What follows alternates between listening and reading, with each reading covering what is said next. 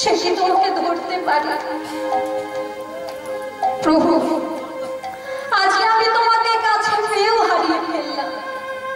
কে তোমায় চিনতে পারে?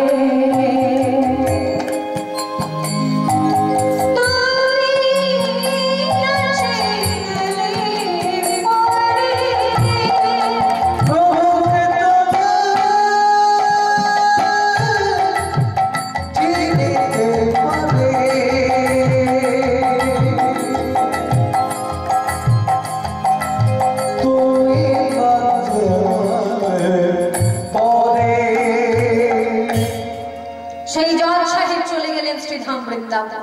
মাইনা, আর একটু বাকি, মিলনে রেখে দিচ্ছি। এবার